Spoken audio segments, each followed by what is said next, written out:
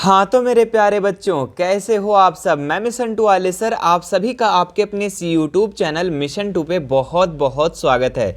तो आज हम जैक बोर्ड के कक्षा 9वीं का, जी हाँ, क्लास 9th का जो आपकी परीक्षा 29 जनवरी और 30 जनवरी को आयोजित होने वाली है, उसके लिए आज हम आप लोगों को जैक बोर्ड का ऑफिशियल क्वेश्चन को दिखाने वाले हैं। जी हाँ, आपको इसमें हम आप लोगों को सोशल साइंस का, सामाजिक विज्ञान का most very very important 40 objective सवालों को इसमें बताने वाले हैं, जो आपके एग्जाम के होने वाली परीक्षा के लिए काफी ज्यादा महत्वपूर्ण है।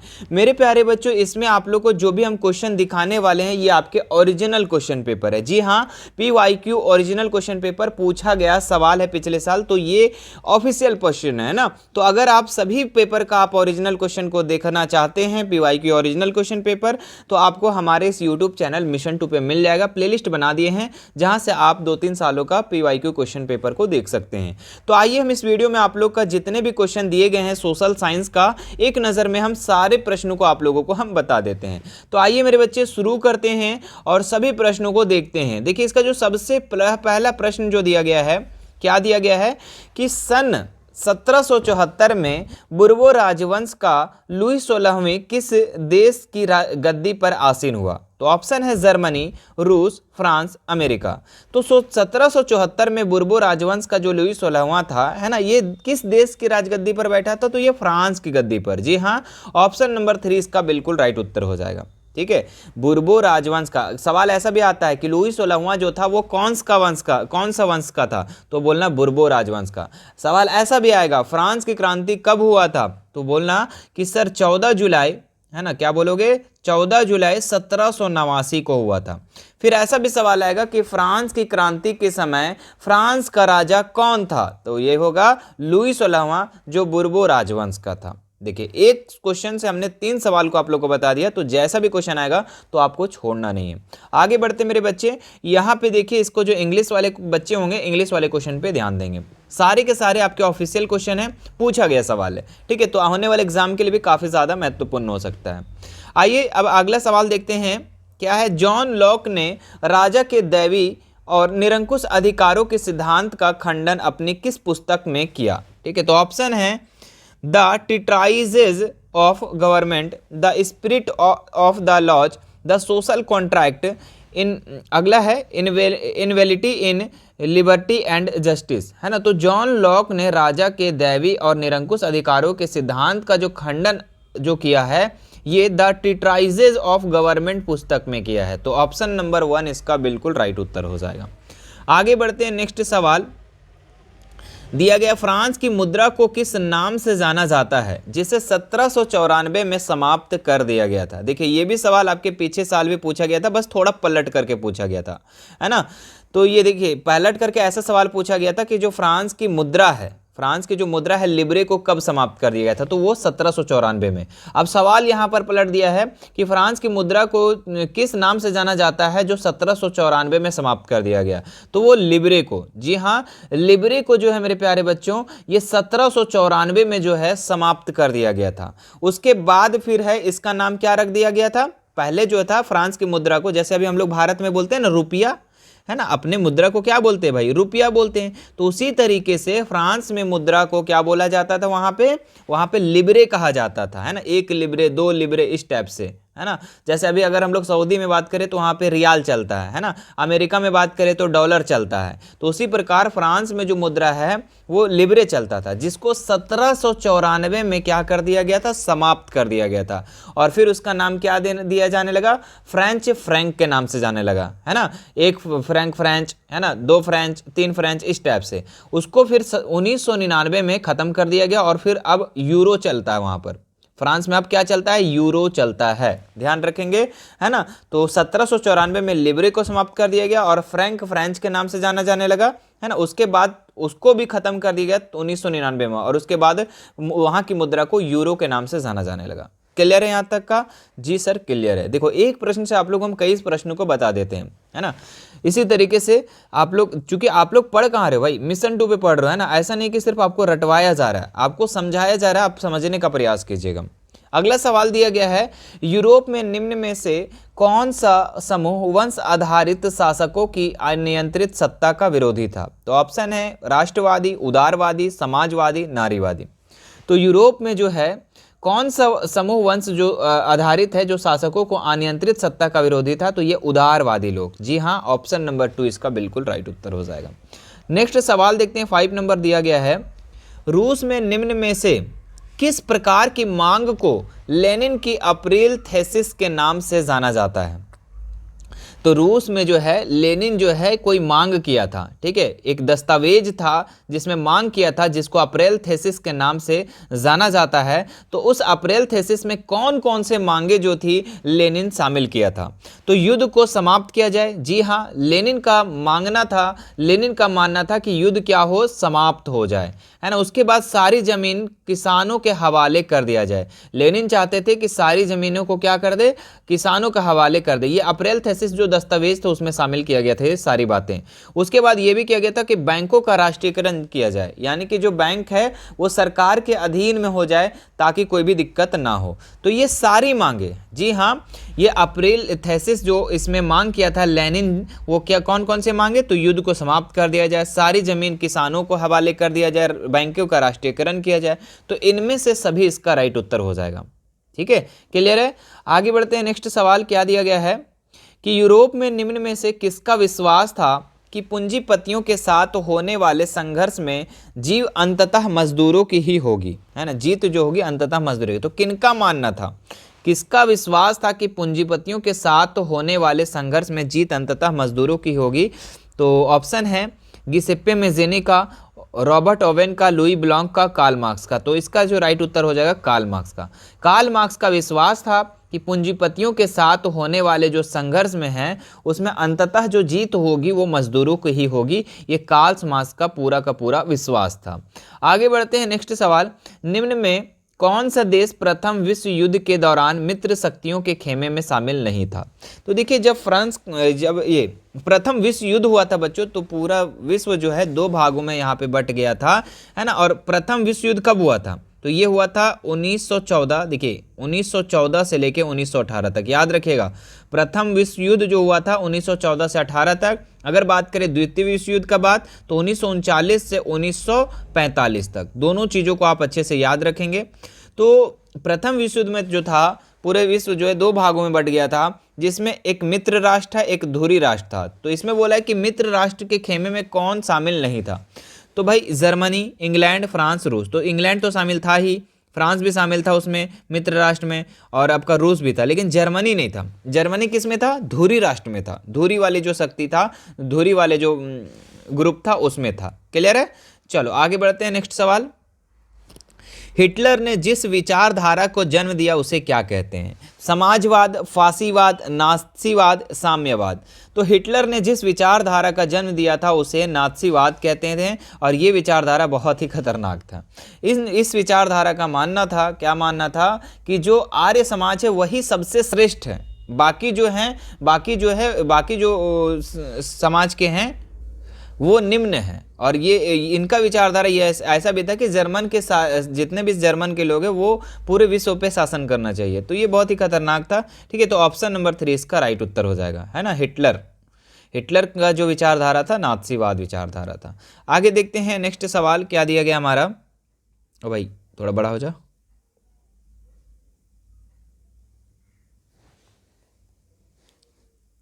हाँ, नेक्स्ट देखिए, यहाँ पर अगला सवाल दिया गया है कि जावा में किस समुदाय के लोग कुशल लकड़हारे और घुमंतू किसान के रूप में जाने जाते हैं? संथाल, कलांग, डच, सामिन। तो जावा में किस समुदाय के लोग कुशल लकड़हारे और घुमंतू किसान के रूप में जाने, तो कलांग के लोग, है ना। तो कलांग समुदाय के लोग। तो ऑप्शन नंबर 2 इसका राइट उत्तर हो जाएगा। आगे देखिए, वन अधिनियम के चलते गांव वालों ने निम्न में से कौन सी गतिविधियां गैर कानूनी बन गई? तो वन अधिनियम जब पारित हुआ तो गांव वाले लोग जो है उनके लिए कौन सी गतिविधियां गैर कानूनी बन गया? तो घर के लिए लकड़ी काटना, जी हाँ, ये भी गैर कानूनी था। पशु को चराना, ये भी आपका था। कलमुंद फल इकट्ठा करना, ये भी था। तो उनमें से सभी इसका राइट उत्तर हो जाएगा। ये सभी गांव वाले लोगों के लिए गैर कानूनी बन गया था जब वन अधिनियम पारित हुआ था। तो ऑप्शन नंबर 4 इसका राइट उत्तर हो जाएगा। आगे देखते हैं, नेक्स्ट सवाल, भोटिया, शेरपा और किन्नौरी समुदाय के लोग निम्न में से क्या थे? कृषक, जमींदार, चरवाहे, मजदूर। तो भोटिया, शेरपा और किन्नौरी समुदाय जो लोग थे ये आपके चरवाहा लोग थे। कौन लोग थे? चरवाहा लोग थे, जो हिमाचल प्रदेश, हिमालय के थे। तो ऑप्शन नंबर 3 इसका राइट उत्तर हो जाएगा। आगे देखिए, औपनिवेशिक सरकार ने अपराधी जनजाति अधिनियम कब पारित किया? तो औपनिवेशिक सरकार जो था ये अपराधी जनजाति अधिनियम कब पारित किया? तो 1871 में, 1881 में, 1891, 1899 में। तो 1871 में किया गया था, है ना। अपराधी जनजाति अधिनियम ये जो पारित किया गया था 1871 में किया गया था। आगे देखिए, उत्तर में भारत देश को लगभग 2 बराबर भागों में निम्न में से कौन सी रेखा बांटती है? अक्षांश रेखा, कर्क रेखा, विषुवत रेखा, देशांतर रेखा। ठीक है, तो भारत कैसा होता है भाई? ऐसा भारत होता है। ठीक है, भारत का जो मानचित्र ऐसा है ना, मैं अच्छे से नहीं बना पाया, कोई बात नहीं। तो ये भारत का मानचित्र है और भारत में जो है एक बीचों बीच इसका कर्क रेखा होकर गुजरता है। और ये कर्क रेखा जो भारत को दो बराबर भागों में बांटता है।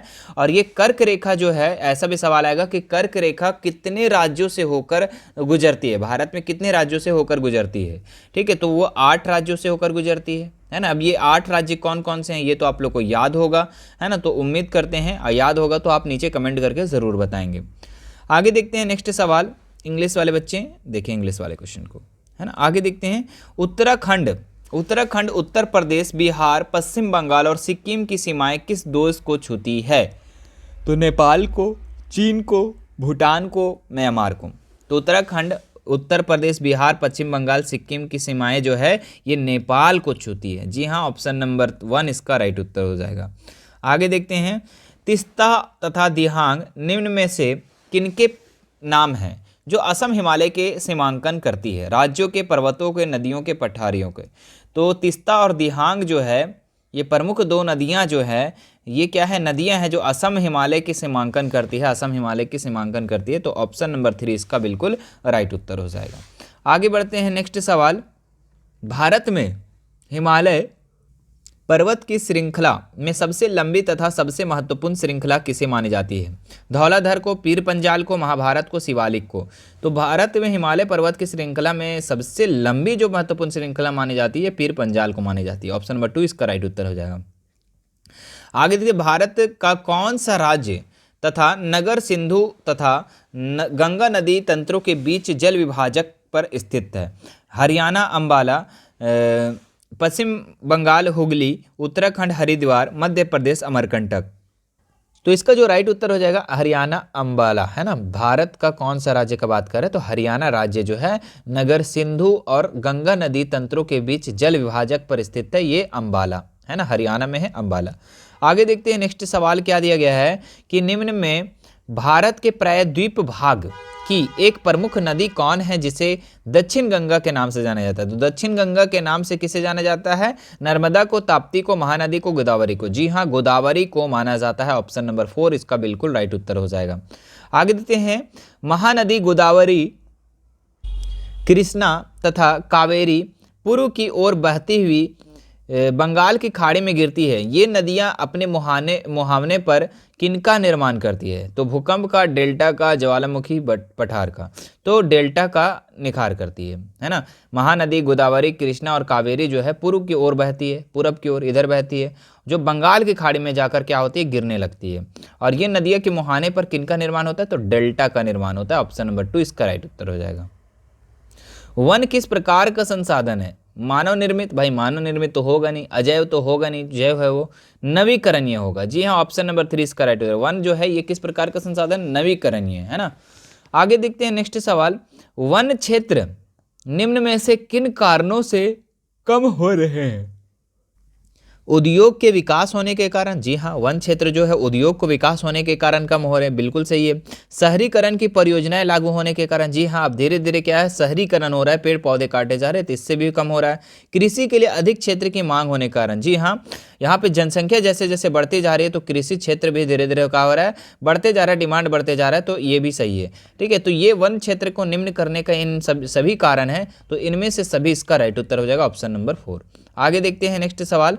निम्न में कौन सा कारण भारत के उत्तर पश्चिम भाग में शीत ऋतु में होने वाली वर्षा के लिए उत्तरदायी है?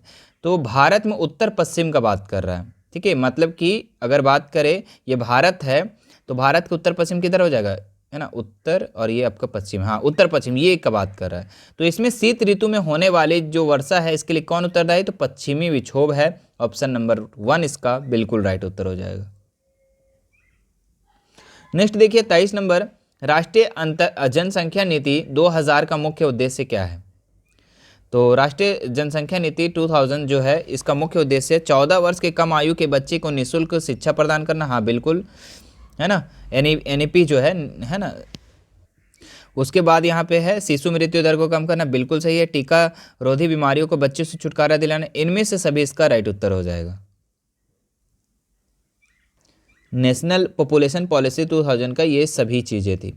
लोकतंत्र के लिए निम्न में किसका होना जरूरी होना है, ठीक है, किसका होना जरूरी माना जाता है। एक दलीय प्रणाली, स्वतंत्र एवं निष्पक्ष चुनाव, अनियमित चुनाव, प्रेस पर सरकारी नियंत्रण, है ना। तो लोकतंत्र के लिए निम्न में से किसका होना जरूरी है, तो स्वतंत्र और निष्पक्ष चुनाव। जी हाँ, कोई पक्ष लेकर चुनाव नहीं करना है ना, इसमें निष्पक्ष चुनाव होना चाहिए और स्वतंत्र रूप से होने चाहिए, है ना। क्या होनी चाहिए, स्वतंत्र रूप से, कि आप जिसको भी वोट करना है भाई उसको करो, और निष्पक्ष करो। ऐसा नहीं किसी का पक्ष लेकर करो कि नहीं हमको उसी को जिताना है भाई, वो हमारा जात का है, वो हमारा ये नहीं भाई, जो काम करेगा उस पर होने चाहिए। तो लोकतंत्र का जो सबसे जो ज़्यादा ज़रूरी है ये ज़रूरी होना चाहिए।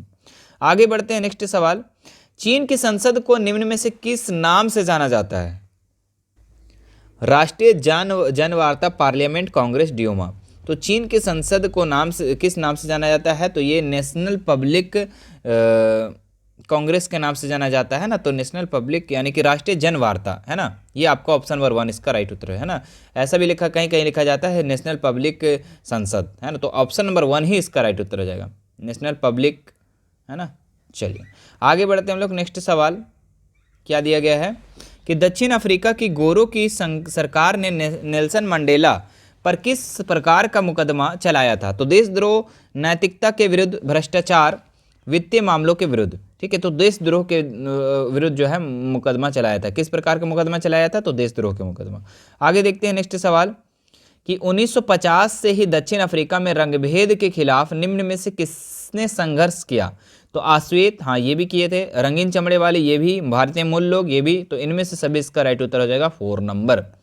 नेक्स्ट देखिए यहाँ पर क्या सवाल दिया गया है कि भारत में चुनाव कराने की जिम्मेदारी किस संस्था को होती है। तो भारत में जो चुनाव होता है, इलेक्शन होता है, तो ये किसके जिम्मेवारी है। योजना आयोग का, वित्त आयोग का, निर्वाचन आयोग का, मानवाधिकार आयोग का। तो निर्वाचन आयोग का, जी हाँ, इलेक्शन कमीशन का ड्यूटी है चुनाव कराना। भारत में जो चुनाव होता है, वोट होता है, इस किसका ड्यूटी है, तो निर्वाचन आयोग का ड्यूटी है। निम्न में से कौन भारत देश का राष्ट्रीय अध्यक्ष होता है और औपचारिक रूप से बड़ा अधिकारी भी माना जाता है। राष्ट्रपति, मुख्य न्यायाधीश, प्रधानमंत्री, विदेश मंत्री। तो भारत देश का राष्ट्रीय अध्यक्ष कौन होता है भाई, औपचारिक रूप से सबसे बड़ा अधिकारी माना जाता है, तो ये राष्ट्रपति को सबसे बड़ा अधिकारी, राष्ट्रपति को ही हम लोग क्या बोलते हैं, सबसे पहला नागरिक बोलते हैं। भारत का अगर सबसे पहला नागरिक का बात करें तो ये राष्ट्रपति ही है। तो ऑप्शन नंबर 1 इसका राइट उत्तर हो जाएगा। आगे देखते हैं, भारत में निर्वाचित प्रतिनिधियों की राष्ट्रीय सभा को क्या कहा जाता है। सर्वोच्च न्यायालय, संसद, राष्ट्रीय भवन, इनमें से सभी। तो इसका जो राइट उत्तर हो जाएगा संसद, है ना। क्या कहा जाता है, भारत में निर्वाचित प्रतिनिधियों की राष्ट्रीय सभा को क्या कहा जाता है, तो संसद कहा जाता है। ऑप्शन नंबर 2 इसका राइट उत्तर हो जाएगा। आगे देखते हैं, निम्न में से कौन जनप्रतिनिधि की ऐसी सभा मानी जाती है जिसके पास देश के कानून बनाने, कर बढ़ाने, बजट बनाने का विशेष अधिकार प्राप्त रहता है। कार्यपालिका, विधायिका, न्यायपालिका, स्थानीय सरकार। तो कौन से जनप्रतिनिधि की ऐसी सभा मानी जाती है जिसके पास देश के कानून बनाने का, कर बढ़ाने का, है ना, टैक्स बढ़ाने का और बजट बनाने का विशेष अधिकार है, तो ये विधायिका को है। ऑप्शन नंबर 2 इसका बिल्कुल राइट उत्तर हो जाएगा। लोकतंत्र में प्रत्येक नागरिक को निम्न में से कौन सा अधिकार प्राप्त रहते हैं। तो अपने मत का प्रयोग करना, हाँ भाई, वो किसको वोट करेंगे ये तो भाई अधिकार है। अगर हमारा बात करें कि हमारे भारत में जितने लोग हैं, प्रत्येक नागरिक, उसका क्या क्या अधिकार है, तो सबसे पहला उसको वोट देने का अधिकार है। चुनाव लड़कर प्रतिनिधि चुनना, हाँ ये भी सही है।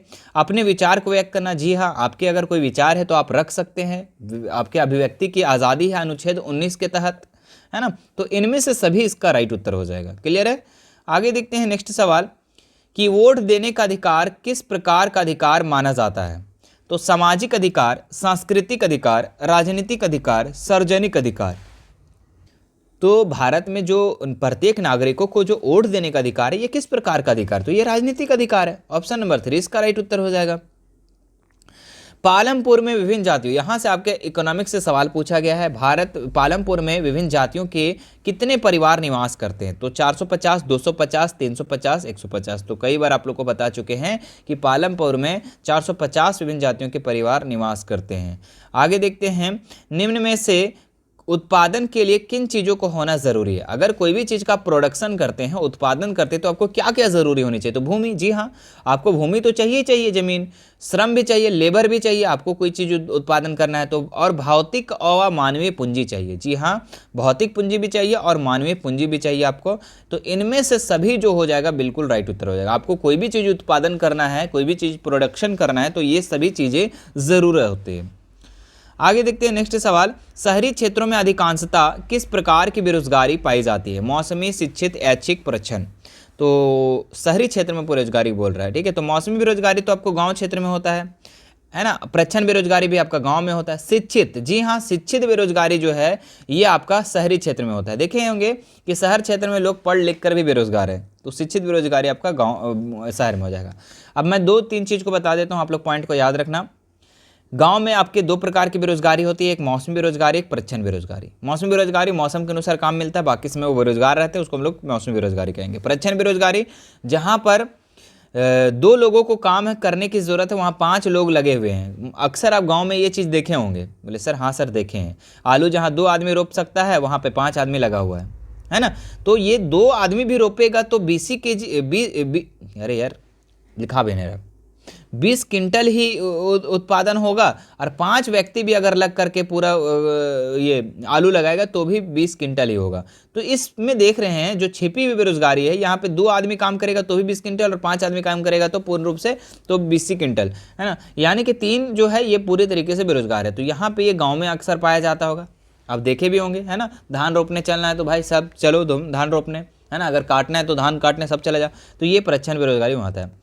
और औद्योगिक बेरोजगारी, शिक्षित बेरोजगारी आपका शहरी क्षेत्रों में पाया जाता है, याद रखेंगे। चलिए 3 सवाल और बच्चे मेरे प्यारे बच्चों, और 3 सवाल से पहले मैं बताना चाहता हूँ, आप लोग मेरी बातों को ध्यान से सुनेंगे कि अगर हमारे चैनल पर फर्स्ट बार आए तो चैनल को सब्सक्राइब जरूर कर लीजिएगा, ठीक है। वीडियो अच्छा लग रहा है तो वीडियो को लाइक कर दीजिएगा, और वीडियो को पूरा देखने के बाद इस वीडियो को ज़्यादा से ज़्यादा शेयर करना। और इसी तरीके का आपको PYQ ओरिजिनल क्वेश्चन पेपर चाहिए तो उसके लिए मैं प्लेलिस्ट बना दिया हूँ, प्लेलिस्ट में जाकर आप देख सकते हैं। साथ ही साथ मेरे प्यारे बच्चों, अभी तो आप लोग क्लास 9th में पढ़ रहे हो, अभी तो आप लोग क्या है, एक तरीके से ट्रेलर है, ठीक है। अभी आपका जो एग्जाम होगा वो ट्रेलर है, बाकी आपको जो फिल्म जो बनाना है ना वो क्लास 10th में बनाना है। जी हाँ, मूवी जो बनाना है आपको क्लास 10th में बनाना है। और आपकी तैयारी के लिए हमारा मिशन 2 जो है, मिशन 2 प्लेटफॉर्म आपके लिए कोर्स को लॉन्चेस कर रहा है। बहुत जल्द कोर्स लॉन्च होने वाला है, जिसमें आप लोग को सभी सब्जेक्ट का एग्जाम की तैयारी, सभी सब्जेक्ट का आपको पूरा फुल कोर्सेस आपको हमारे एप्लीकेशन मिशन 2 पर देखने को मिलने वाला है। जी हाँ, बहुत ही जल्द लॉन्च होने वाला है। आप लोग हमारे व्हाट्सएप चैनल में बने रहेंगे, आप लोगों को हम बता देंगे कब लॉन्च होगा कब नहीं होगा। और जैसे ही लॉन्च होता है आप लोग के लिए सीट लिमिटेड रहेगा, तो जितना जल्दी हो सकता है आप ज्वाइन करेंगे और जल्दी से पढ़ाई स्टार्ट कर देंगे, है ना। जितना जल्दी हो सकता है, बोलते हैं ना कि अगर तैयारी शुरू से की जाए तो कैसे ना बेस्ट मार्क्स आए। अब तैयारी करोगे लास्ट में तो दिक्कत वाली बात है ना भाई। अभी तो 9th में तो आप गलती कर चुके हो, मुझे पता है, सब बच्चे के साथ यही होता है लगभग। जो बच्चे थोड़ा सा सोचते हैं कि पढ़ेंगे इस बार तो एकदम स्टार्टिंग से पढ़ेंगे, लास्ट में क्या होता है, वो बच्चे जब 1 महीना बचता है तब फिर पढ़ना शुरू करते हैं, तो होता है गलती, ठीक है। इस बार तो गलती कर चुके हो, लेकिन 10th में गलती कभी नहीं करना। और कोई भी बच्चे 10th में गलती नहीं करते हैं, और आप गलती करोगे तो फंसोगे, है ना। इसलिए आप लोग को गलती नहीं करना है, स्टार्टिंग से पढ़ाई स्टार्ट कर देना। स्टार्टिंग से आप ऑफलाइन कोचिंग करो या फिर आप स्कूल में पढ़ो, कहीं भी पढ़ो, एक बार हमारे मिशन 2 प्लेटफॉर्म पर ज़रूर पढ़ो, ठीक है। बहुत ज़्यादा बेनिफिट देखने को मिलेगा। पिछले बार भी यहाँ पे हज़ारों बच्चे पढ़े हैं, और आप भी इस बार चाहते हो तो आप लोग वहाँ पे कोर्सेज को ज्वाइन करके पढ़ सकते हो, कोई दिक्कत नहीं है। चलिए 3-4 सवाल और बच्चे हैं, फटाफट कर लेते हैं। हरित क्रांति का संबंध निम्न में से किससे है?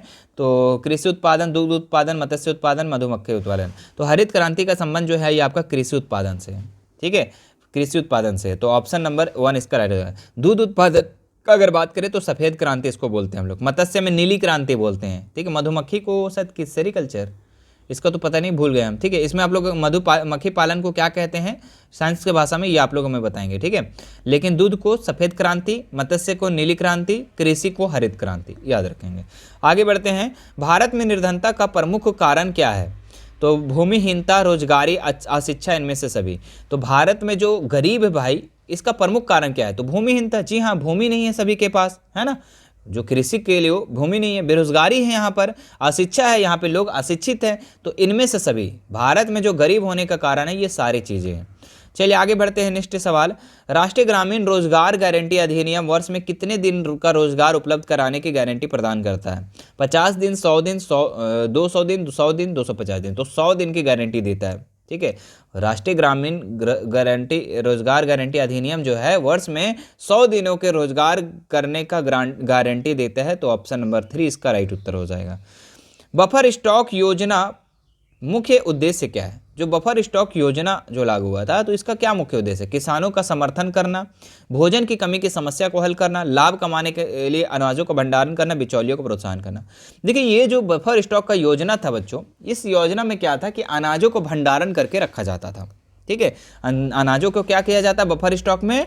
अनाजों को भंडारण करके रखा जा सकता है ताकि आपातकालीन स्थिति में वो उसका उपयोग किया जा सके, है ना, आपातकाल की स्थिति में। या फिर मूल्यों को स्थिरता बनाए रखने के लिए। अगर देखिए, अगर ऐसा कुछ होगा, ठीक है, तो जो उत्पादन करेंगे वो क्या करेंगे? मूल्य को ज़्यादा से ज़्यादा वृद्धि कर देंगे और उसके बाद सेल करेंगे वो, है ना। क्या करेंगे? यहाँ पे जो बिचौलिया लोग हैं वो लोग ज़्यादा से ज़्यादा प्रॉफिट लेके काम करेंगे। लेकिन बफर स्टॉक जब से आया तो मूल्य को स्थिरता बनाए रखने के लिए, भोजन की कमी की समस्या को दूर करने के लिए बफर स्टॉक योजना लाया गया था। तो ऑप्शन नंबर 2 इसका बिल्कुल राइट उत्तर है। तो ये था बच्चों आप लोग का 40 महत्वपूर्ण सवाल। मुझे आशा है कि ये सारे प्रश्न आप लोग को अच्छे से समझ में आ गया होगा, है ना।